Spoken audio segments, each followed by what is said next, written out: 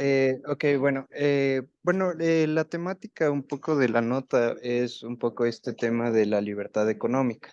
Estábamos leyendo y vimos que en el ranking mundial, según eh, Economic, se me fue. Bueno, sí, vimos que caímos una posición del puesto 105 al puesto 106 y quedamos con una calificación total de 6,1 sobre 10. Entonces, mi pregunta está un poco enfocada a qué tan negativo es tener un bajo índice de libertad económica en el país. Bueno, existen estudios internacionales donde se corrobora que hay una correlación positiva entre libertad económica y grado de desarrollo de un país, es decir, de capacidad de generar bienestar. Mientras una economía es más libre, también tiene mayor capacidad de generar riqueza. El Ecuador califica lamentablemente mal en varios de los rankings porque existen varias instituciones que miden la libertad económica y de manera persistente el Ecuador califica mal. ¿En dónde califica peor? Es sobre todo en el tema institucional, derechos de propiedad, es decir, el irrespeto a los derechos de propiedad, libertad para invertir, la integridad gubernamental, es decir, la corrupción, la libertad financiera, la eficacia de la justicia. Todos esos son temas relevantes y en los que el Ecuador tiene una calificación baja, es decir, tiene unas instituciones débiles que no ayudan a impulsar la inversión, el crecimiento y la generación de bienestar. Mm. Eh, ya, bueno, ¿qué influye un poco o sea, qué influye en el país? ¿Cuáles son los factores que cambian este ranking, bueno, un poco acomodan esto? Sí, ajá, Ya, bueno, el problema del Ecuador es que no ha podido construir instituciones sólidas. Instituciones implica tener un imperio de la ley en donde los ciudadanos sepan a qué atenerse, porque existen unas leyes que se van a cumplir, que se van a respetar. Todos los ciudadanos somos iguales frente a la ley. Eso lamentablemente no existe en el Ecuador porque existe mucha arbitrariedad de quienes implementan la ley, arbitrariedad de los políticos que además tienen una tendencia refundacionista, quieren refundar el país cada X tiempo, y eso significa obviar, hacerse de la vista gorda frente a las leyes y frente al cumplimiento de las leyes.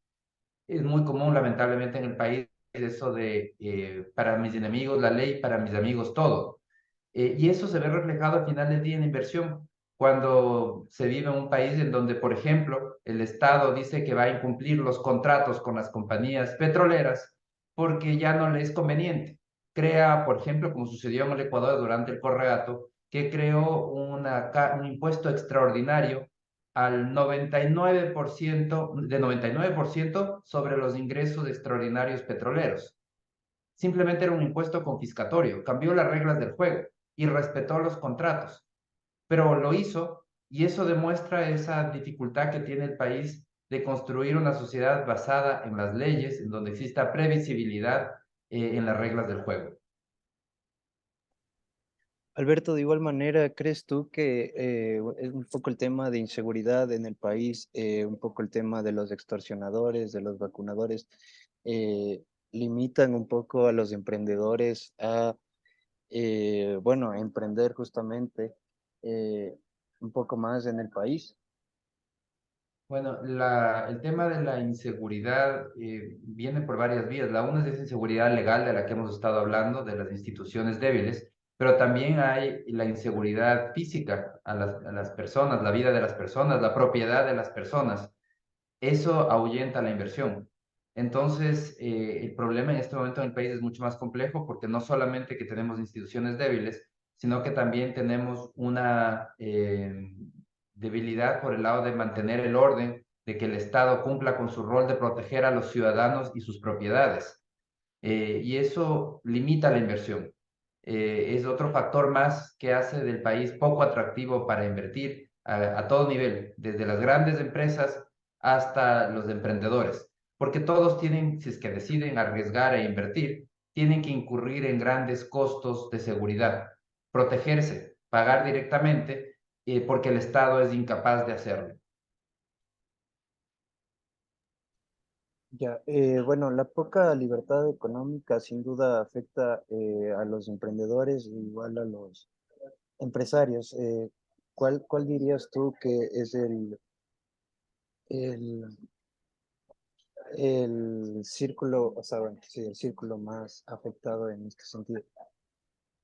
Bueno, al final los más afectados somos los ciudadanos porque un entorno con restricción económica, de restricción de la libertad económica, es un entorno donde no hay oportunidades porque sin inversión o con poca inversión se genera poco empleo y eso al final del día termina afectando a quienes buscan un empleo, especialmente a los más jóvenes que terminan sus estudios, quieren encontrar un trabajo y lo más probable es que no lo encuentren.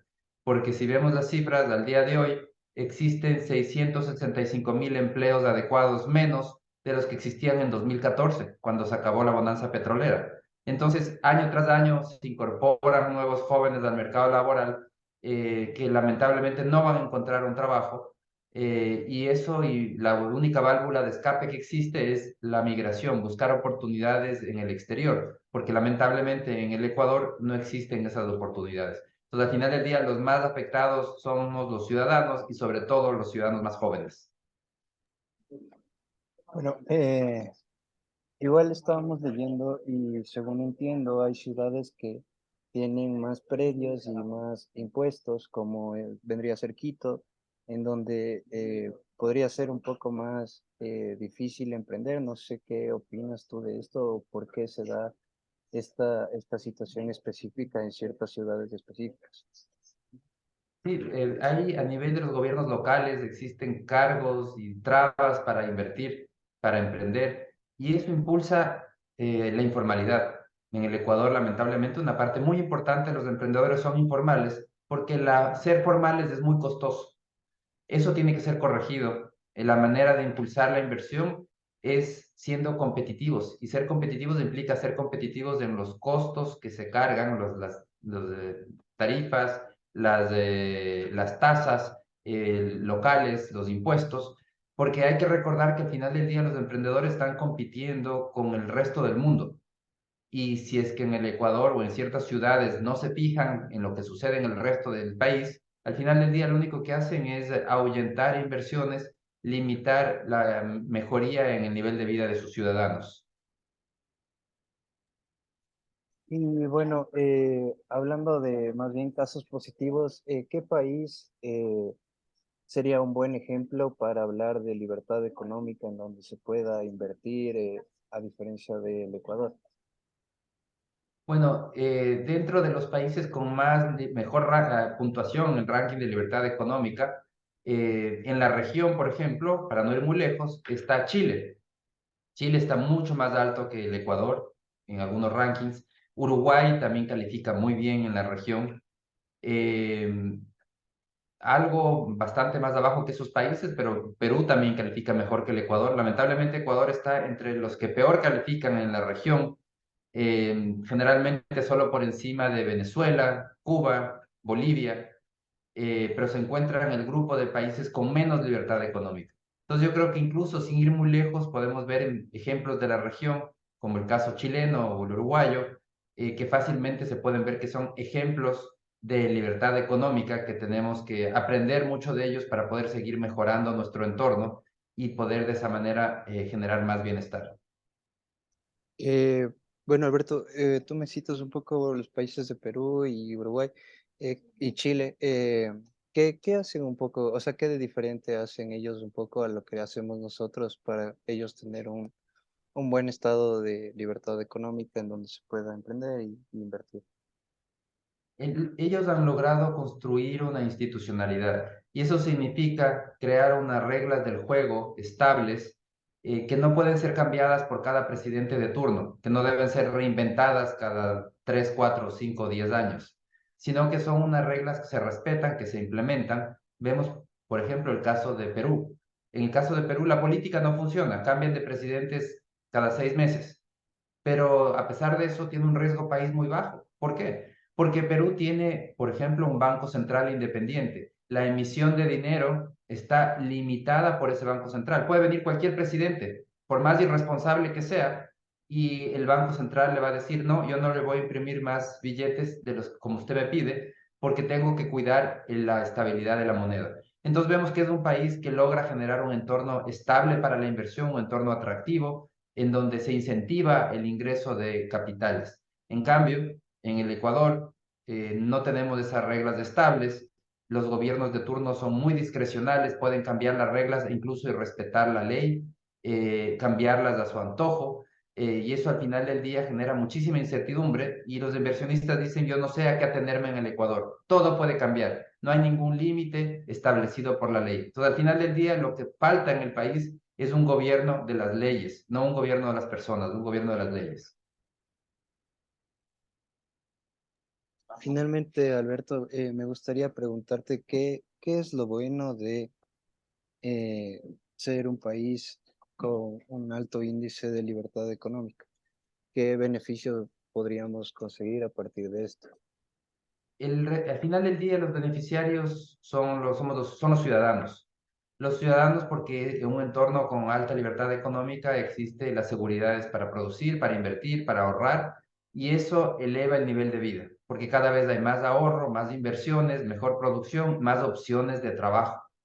Y eso es lo que tenemos que buscar nosotros, ir hacia un esquema de alta libertad económica, fuerte institucionalidad, que impulse más inversiones y de esa manera poder impulsar la creación de más empleos y más bienestar.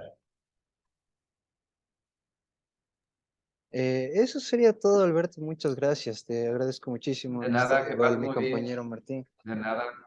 Gracias, yo creo que sí. Ya, gracias. Nos vemos. Muchas gracias, Alberto, que te vaya muy bien.